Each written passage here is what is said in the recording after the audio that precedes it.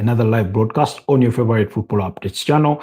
It's a pleasure to be back. As we speak, action is ongoing in the FIFA World Cup qualifiers, with Italy leading by a goal to nil against Norway, a team that they need to beat by a goal margin of at least 9+ goals for them to brighten their chances of qualification. It's been 18 minutes played. Well, they will take encouragement knowing that in one of the earlier fixtures, Portugal beat up against Armenia by 9 goals to 1. Will that be the case at the end of the night? I'm not convinced to believe so, but it is what it is. So it is a pleasure to be back on this beautiful Sunday night. Allow me have our audios tested and make sure everything does check out before we proceed any further with regard to with regard to today's particular episode on your favorite football updates channel. I hope you've had a wonderful Sunday. It's been a bit of a hi LFC. How are you doing? Good to have you on the broadcasts. You know what's going to happen. Well, it does always happen, so I wouldn't be surprised if it does happen. So I hope you're doing well. I hope you're doing well, my brother. I hope you've had a wonderful Sunday. How did your rugby game go?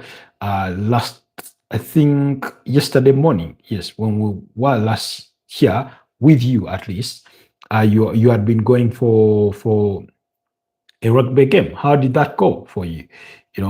Please let us know down in the comment section how things went or transpired for you during that clash. Anyways, so this evening we will be talking about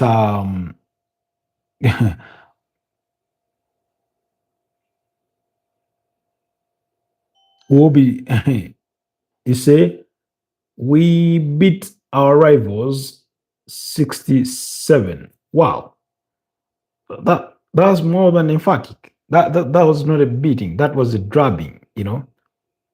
That's a drubbing. A serious drubbing. But anyways, otherwise, have you recovered well? Because usually it's the game can be entertaining, but the post game recovery is also very important. So, have you recovered well?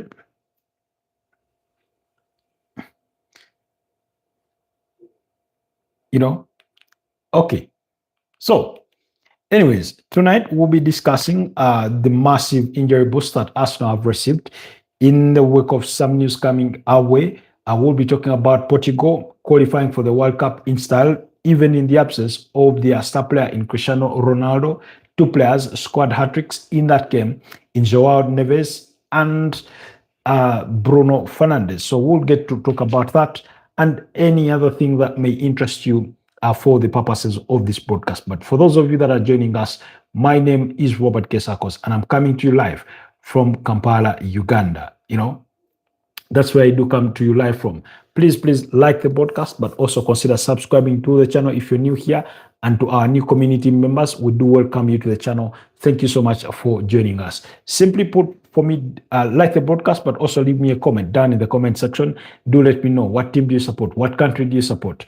Where are you joining us from? Let's engage. The other day, we were blessed to have somebody joining in from, I think, San Diego, over there in the United States of America. So it's always a pleasure to see not just new names join the channel, but also going ahead to engage with us in whatever the topic may be on a given night. So LFC says, I have to go to finish season 1 of Wednesday. Jesus Christ, are you watching one episode at a time? What's happening with that? You should be beyond the first season, but by now. Anyways, those are my expectations.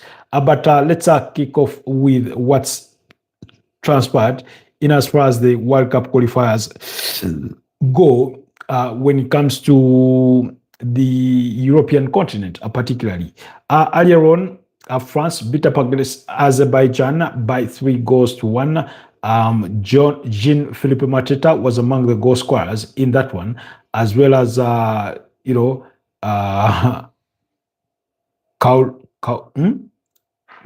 sorry, as well as Kauliche, sorry, Alki, Jesus Christ, I've never seen a name so difficult to pronounce like this one.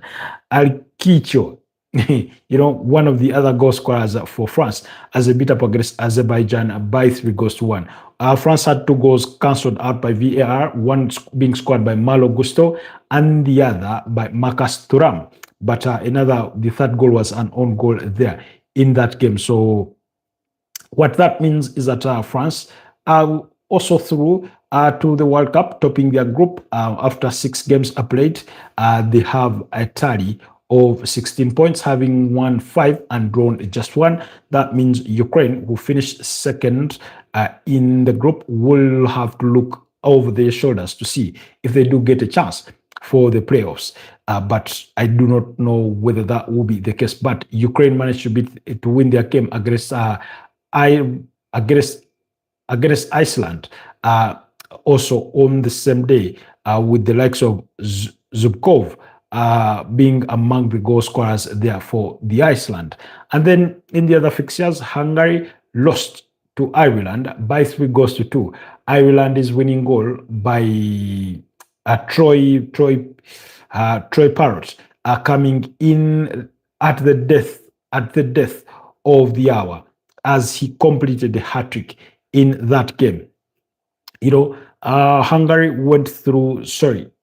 took the lead in the 4th minute through Lucas, and then Ireland restored a parity through Troy Parrott, and that was in the 15th minute. Then they had Vaga, that's for Hungary, score in the 37th minute to make it 2-1, a lead that they managed to hold on to until very late in the game in the 80th minute, when Troy Parrott scored to restore parity to make it 2-2. And then in the 6th minute of added time, he scored to win the game 3-2 in favor of the visitors in Ireland, to make sure that they did finish second in that group, in Group F, following that victory that took them to 10 points. So that means they finished second in that group. But the leaders of that group in Portugal, who needed to win today's game, one, they needed 2 things coming into today's fixtures. They needed Hungary not to win, should they have faltered. 2, they needed to win to guarantee their progression. So the first was they needed to win. And for as long as they won, they would have qualified. The other issue was they needed to avoid defeat. If they had not won, they would have needed to pray that Hungary do not equally win their game, because Hungary were at 8 points and Portugal were at 10 points. So if Hungary beat up against Ireland, that means it would have taken them to 11 points. So if Portugal got beat, then that means they would have come second in the group, possibly. So, but Portugal did win their game. Like I've told you, Joao Neves, for a player of a very diminutive height and of such a young age, he does have an eye for goal, really. For those of you that remember, he did score the only consolation for PSG when they lost to Bayern Munich by 2-1 in the UEFA Champions League. And in this season, he's one of those guys that every now and then tends to pop up with a goal or with a brilliant moment. So today he scored a hat-trick. But Renato Viega opened the scoring in the 7th minute for Portugal, while Goncalo Ramos, again of PSG, scored in the 28th minute to make it 2-0. 2 minutes later, but in between there, before Goncalo Ramos's goal, Sapastin had scored. Sorry, not Sapastin. Apologies, guys. I don't know why Sapastin's name does come to my mind, because for those of you that watch this series called, I think it's called what? Blue? Is it called Blue? By Jennifer Lopez? Anyways, let me read some comments. Upstart artist says, Jesus loves you, bro. Amen to that. Thank you so much. And you say hi. Where are you joining us from, Upstart? It's good to have you on the channel. So, like I was saying, it was Sapstain. or Sapastain, not Sapastin, the way the detective was in that series. Anyways, he scored in the 18th minute to restore parity, but 10 minutes later, Goncalo Ramos scored to make it 2-1, and then 2 minutes later, Joao Neves opened his account in the 30th minute to make it 3-1, and he made it a burst in the 41st minute there to make it 4-1, and then at the death of halftime, that was in the 3rd minute of the added time in the opening stanza, Bruno Fernandes stepped up to a penalty spot and converted to make it 5-1.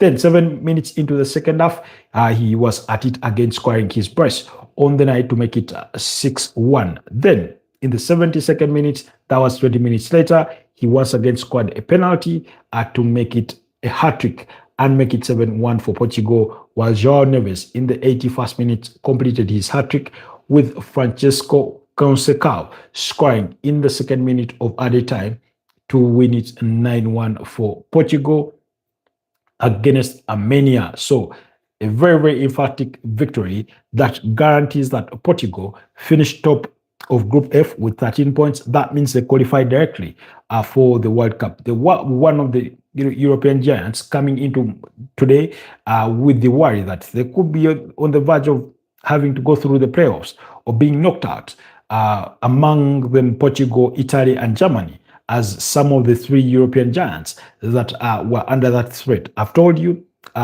in Group I, Italy are leading 1-0 against Norway. That goal was scored by Esposito, who also scored in their previous game against Moldova, while Moldova themselves are in action against Israel, and Israel is leading that game by 1-0. Then in the other fixtures, England beat up against, that's in Group A, they beat up against Albania by 2-0. That means England have completed their group qualification games in Group K without conceding a single goal. Hurricane with the brace tonight, and he continues to make history both at international level or at the national team level as well as at club level. That's at Bayern Munich. Now, following that brace that he scored, that takes him to a 30-goal involvement for club and country this season. So far, he has 28 goals in his calendar and 5 goals for England in 5 games in 2025. So, in other words, he's averaged a goal at least every game. But we know the brace came today, and then, like I've told you, he has a combined 28 goals for club and country. That means for Bayern Munich, he scored 23 goals already just this season and 2 assists. So that's how he's aging like fine wine. So really, really impressive. And also an impressive performance from the likes of Marcus Rashford, who delivered an assist, reaching a 15-goal involvement for club and country this season with 7 goals and 8 assists. So he's also posting good numbers there. Like I said, England have completed Group K, where there were 5 teams in which they played 8 games, and they won all the 8 games without conceding, without drawing.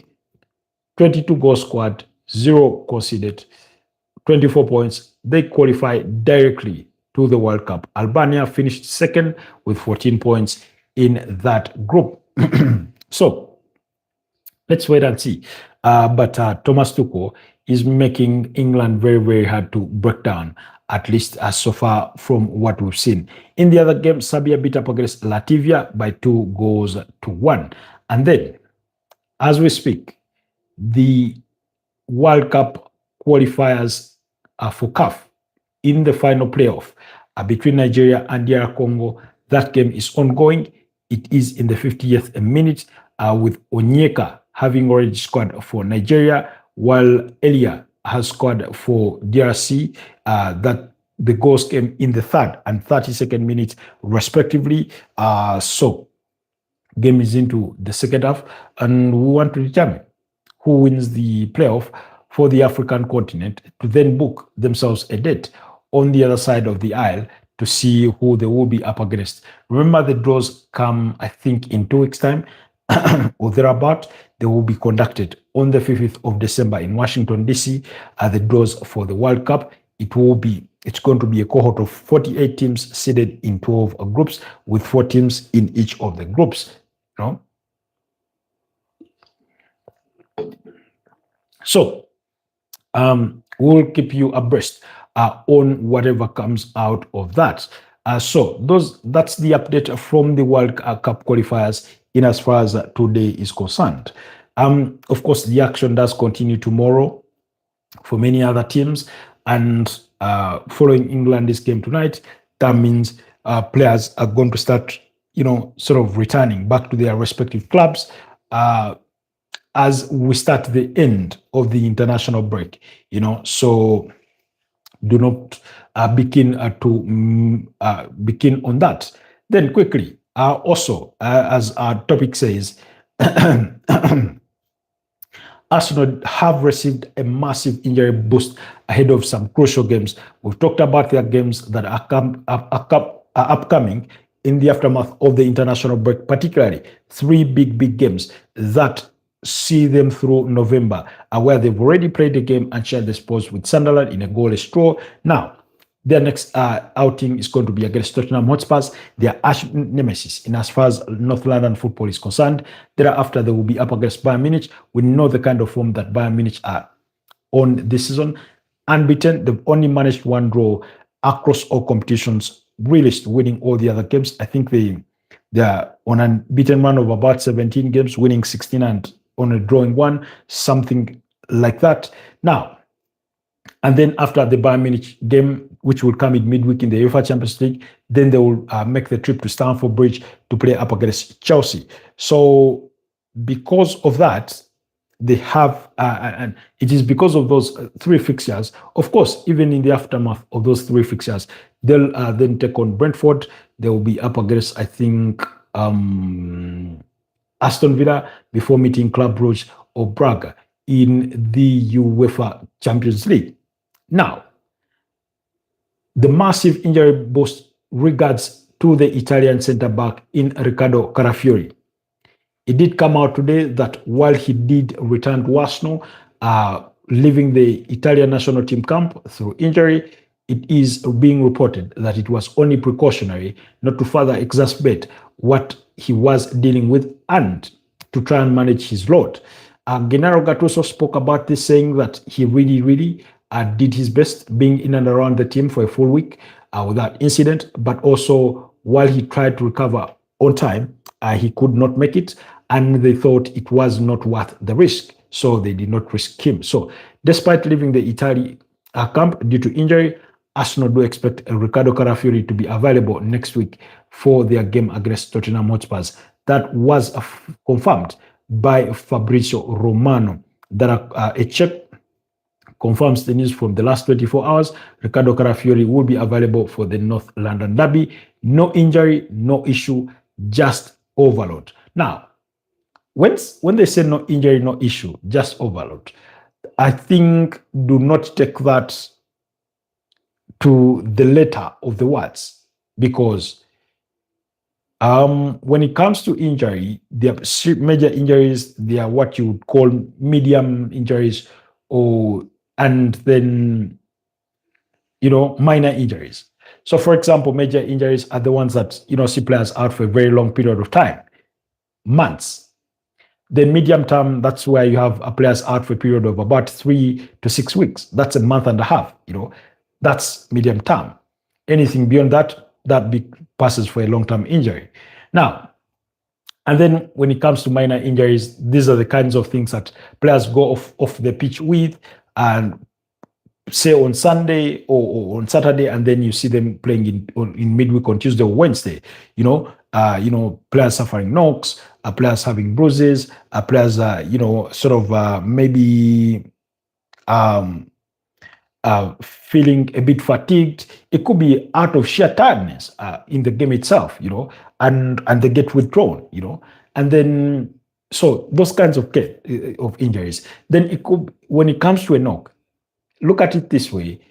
I don't know if you've ever accidentally knocked your elbow and you felt like power was running through your nerves, and it eventually wears off after some time, depending on the severity of that sort of issue. It could be within just a matter of hours. For some, it could be a day. For others, you know, or imagine when you're walking or jogging and then you take a misstep and you sort of tweak your ankle bit, and you have that nagging, painful feeling, it's not too much to stop you from continuing your exercise, but you sort of feel the nudge, So it's something that perhaps if it stops you from continuing with the run at the pace at which you would have loved, it's something that you can rest off in a couple of days, 2 or 3, 4 days, and then suddenly you get back, up and running. So that is the sort of context with which we are speaking about Ricardo Carafiori.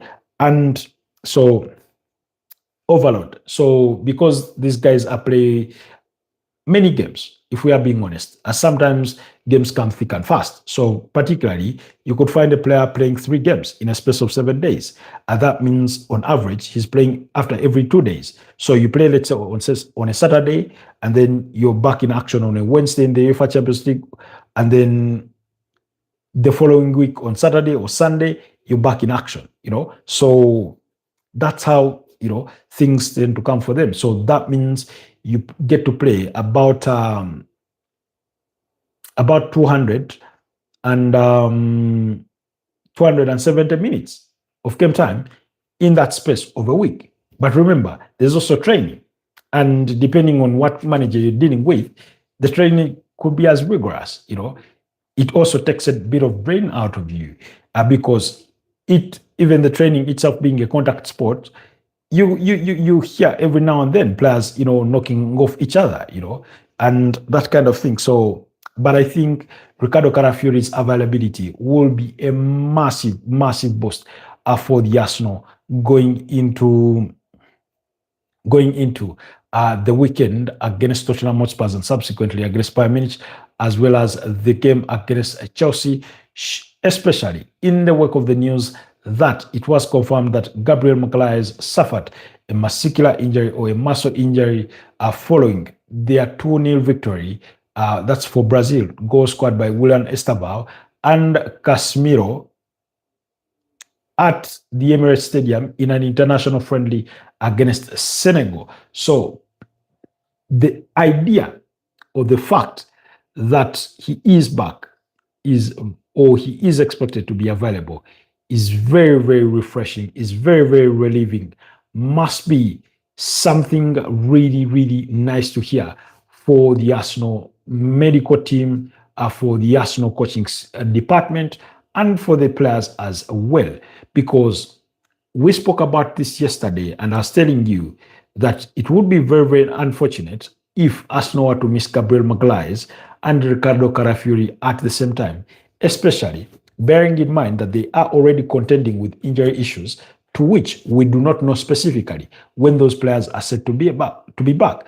A lot of speculation made the rounds that there was an expectation that majority of these players would return after the November international break. But like I told you, there's no guarantees to that because sometimes a player could be recovered, but then they're not picking up in terms of pace fast enough in as far as they are displaying themselves in training. So that means they need a little bit more time to get to full fitness so that they can qualify to play a game of football, So then sometimes it could be that towards the end or towards the road back in, they sort of feel an issue that they report to the medical team and that advise, restart one a bit, a day or two, just do gym work and, we will get back to it in a couple of days and see. SD is back. Hey man, how are you doing, my brother? How are you, SD? Good to have you back on the broadcast. It's a pleasure to have you back. SD is a returnee who was with us yesterday. Kindly like the broadcast, but also tell us, how has your day been? How has your weekend been? Anything you're looking forward to going into the new week, or what has been your sporting highlights of the weekend? Do let us know down in the comment section. So with that bit of context is where in other words, what I was trying to explain is that we have no guarantees whatsoever about the availability or the return of players like Noni Madueke, Kai Havertz, Gabriel Martinelli, Gabriel Jesus, Martin Odegaard. That one seems to be still a bit off. I think I do not know if he's closer to return, but at least we know for a fact that Gabriel Jesus has returned to full training. We do not know whether that's the case for Kai Havertz and Noni Madueke. We know he was back on the grass, but we do not know how fast enough he's picking pace. So all those concerns being there, to ponder about. And Victor Yokeres himself, who suffered a muscular injury and missed that game against Sunderland and subsequently missed the international break. So you'd fear for Arsenal if they were to add two, and not just any two players, but two starters within their own backline in Gabriel Magalhaes and Ricardo Carafiori. But like I've told you, Carafiori's news that he will be available on the weekend for selection against Tottenham Hotspurs is a massive boost. Now, it is not to say that he cannot suffer an issue during training, but let's not hope that will not be the case. Let's hope that will not be the case, because reports we did get that once he returned, his bosses told him to just go and rest, take a couple of days off, and continue to recover from that hip issue that he carried with from the Sunderland game to go into the international break, where he did not feature for a single minute for Italy. Now, that means if Mikel Arteta were to go into the weekend, I think he would be okay, looking okay.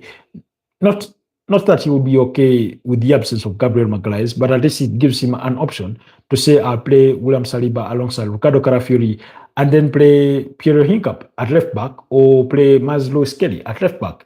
So once again, it will be a decent team, in terms of their backline and things like that. So, but it's a huge boost for Carafiori to be present. Or we could see him, Carafiori, retaining his slot at left back, and we have Pierre Hincap chipping in at the left-footed centre back of things. It could be Christian Mosquera that gets to play that role. So Haveloff is better than nothing, is the case that we are discussing.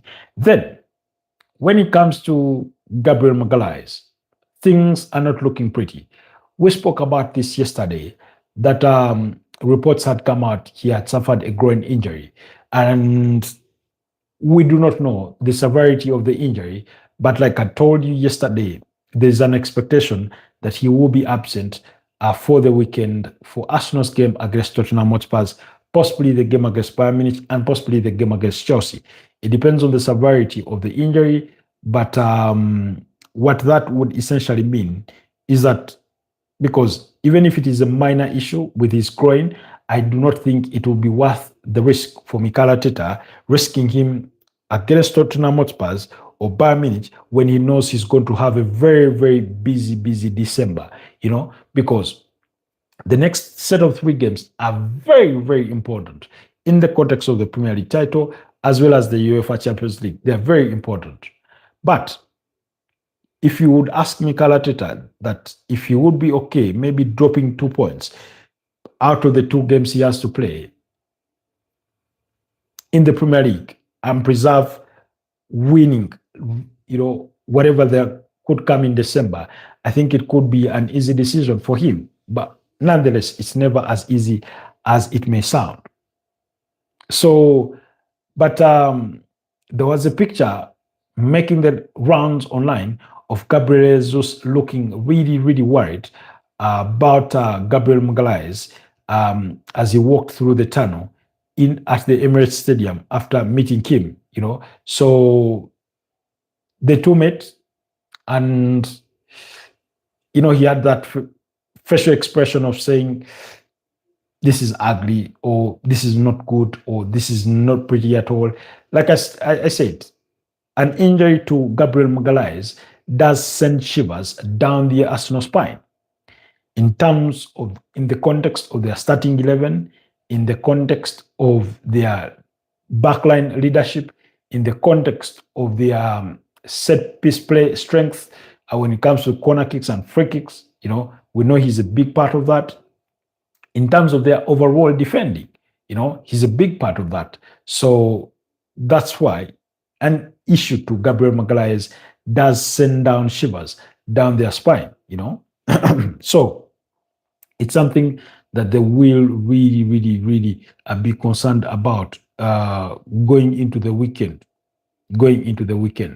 Now, according to the Daily Mail Sport, Arsenal defender Gabriel Magalhaes is a major doubt for next Sunday's North London derby after being sent home from international duty with an injury.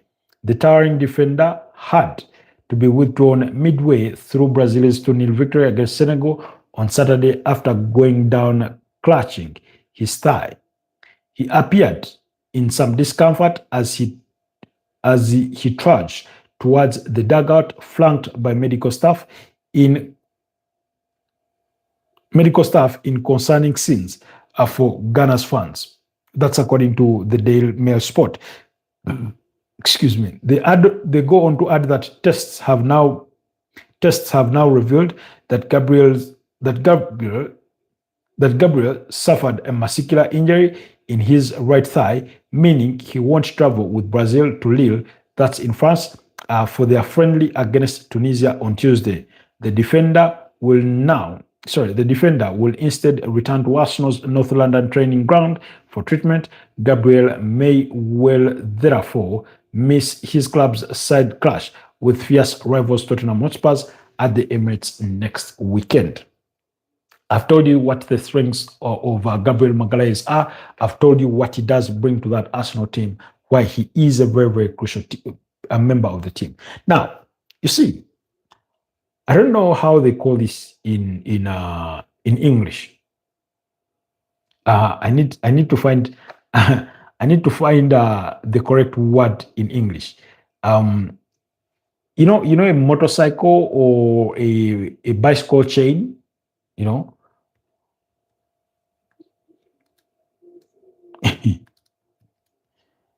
I don't know. I don't know if you know that. Is it called a chain? Yeah, it's called a chain. So a bicycle chain or a motorcycle chain.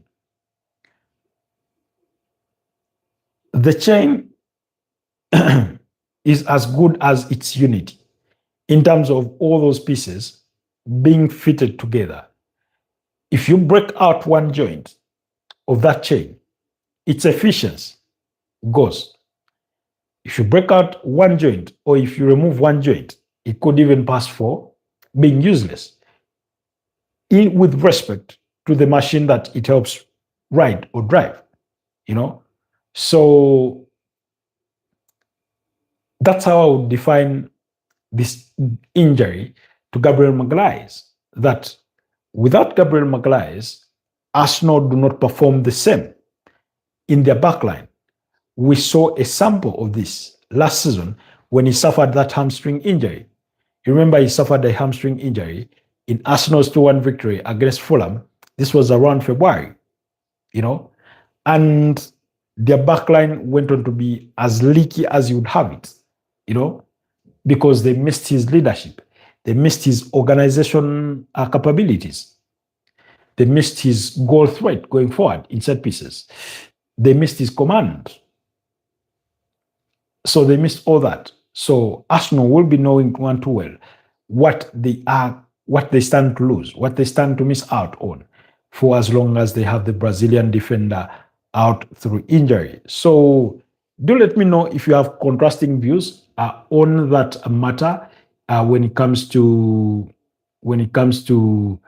Gabriel Magalhaes. But for me, those are my thoughts on the impact of his injury, on what it means to Arsenal, and how likely they can set up in the wake of his absence. I've told you, William Saliba being a mainstay, he could play alongside Ricardo Carafiori with Pierre Hincap or Mazlou Kelly being brought in at left back. It could be that William Saliba plays alongside Hincap and Carafiori stays at left back, whichever the combination that Mikel Arteta may want to field, should it be that the North London derby will come too early for him. It could be Christian Mosquera, who has proven himself already that he's a very, very capable young defender for a 21-year-old. Of course, he did not have the perfect game against Newcastle at St. James's Park, particularly in that first half, before he was withdrawn at the start of the second half to be replaced by William Saliba. But he is a very, very capable guy. So I think that in itself is something we cannot undermine. Uh, Anyways, quickly, let's have an update on the ongoing games in as far as things are concerned. Many of those games are into halftime with Israel up against Moldova. That game is 1-1. Italy continue to lead thanks to Esposito. They go into the halftime with a 1-0 lead. Then Nigeria and DRC Congo, that game is still one apiece. So we want to determine who gets to win the final playoff for the African continent to then advance to the intercontinental playoffs there to decide whether Africa can get the 10th slot for the World Cup or it will go to another continent. So let's just wait and see. But like I told you, a great number of teams has qualified. Tomorrow, action does continue in the same World Cup qualifiers with Germany needing nothing shy or nothing other than a victory against Slovakia to guarantee their qualification for the World Cup. Northern Ireland will be up against Luxembourg in that's in Group A, while in Group G you have Malta up against Portugal. Netherlands will be up against Lithuania. So do not miss out on that action as well. So Netherlands equally need to win. They need to win their game tomorrow against Lithuania. Then in Group L, Czech Republic or Czechia will be up against Gibraltar. Montenegro will be up against Croatia in the other fixtures. And then there will be international friendlies. Tomorrow, Argentina will be up against Australia. Kenya will be up against Comoros. Although these appear to have been cancelled. The Argentina game against Australia, same for Kenya and Comoros. Madagascar will be up against Equatorial Guinea. Chad will take on Mozambique. Remember, Chad lost their first international friendly against the Uganda Cranes by 2-1. Comoros. Yes, instead of playing up against Kenya, they will be up against Namibia. And then Egypt will take on Cape Verde. Zimbabwe will be away to Qatar, while Finland will take on Andorra in the other, games. So that's it when it comes to Monday football in as far as the qualifiers are concerned, and some international friendly fixtures that you may want to keep an eye on. Then quickly, okay, let me check on something briefly here and see the status of things. Wow, that was quick, overly quick. But let's see if it's giving us what we desire. Anyways, I was looking at whether you guys have been watching that video that I told you about that we did release with Aldrin Nsoga Senior. So please go to the channel, watch that video.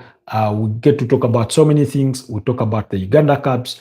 We talk about the Uganda Cranes and their preparations for AFCON 2025. We talk about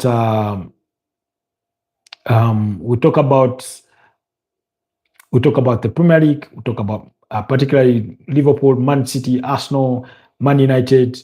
We talk about the UEFA Champions League. So very, very interesting conversation there that lasted for about an hour and 12 minutes. So please go to the channel and watch that, that video to its entirety, particularly our Ugandan audience. Really do us the absolute honor and watch that, episode to its entirety, and let me know down in the comment section what your thoughts are, what are your impressions, anything you'd want us to tackle on next time,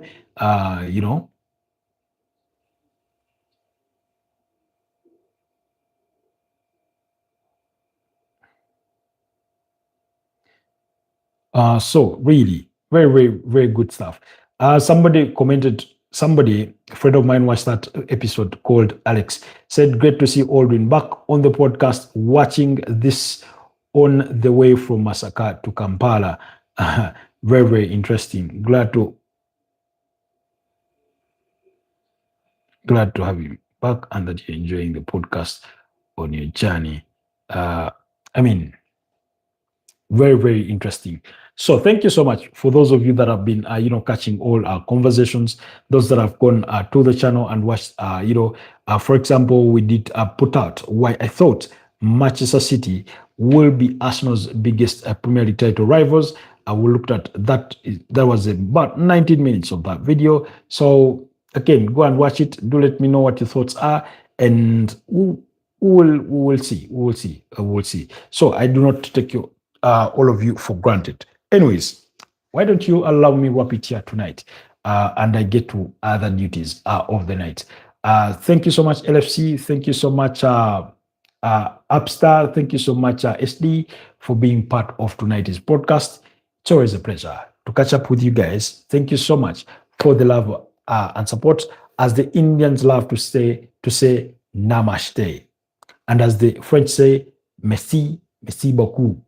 Thank you so much. And as we normally say in our local language, mwebale nnyo. And like the Wanyankore love to say, mwebale mnonga, like the Swahili love to say, asanti sana. So thank you so much for the time you dedicate to be here with us every single day, whether it's late at night, whether it's early in the morning. Thank you so much for dedicating your time. Continue with the love and support. And I'll be here to bring you the latest from the world of football, particularly. We do have our sites, particularly in football. And then when it comes to league football, oftentimes our sites are on the Premier League. And then we get to bring you what the results are and the major news or the key news from elsewhere across the top 5 leagues in Europe. And then every now and then, if the chance does befall us, we'll touch on our local issues here and there and discuss them as well, depending on the severity or the seriousness of those issues. So, because, for example, in that particular video, I will talk about, Jimmy, I think it's called Jimmy Chivuka, being appointed as the Express FC manager. We talk about Badru Kadu being appointed at NEC following the sacking of Mbalangu. We talk about, financing gaps in some of the clubs, and so many other things, really. So do not forget, on Tuesday, the round of 16 fixtures for the Under-17 World Cup will be on, with our own Uganda clubs being up against Burkina Faso. Yeah. So have yourselves a blessed night. Let's do this again tomorrow morning at 9 a.m., provided God grants us life and health. And if we do have power, because sometimes you wake up and you're up for it, and you EDCL decided, no, you're not going to have power, so you may not get to do that. But we'll see what we can afford to do with what we'll have at our disposal. Have a blessed night, and I'll see you guys tomorrow. Bye-bye.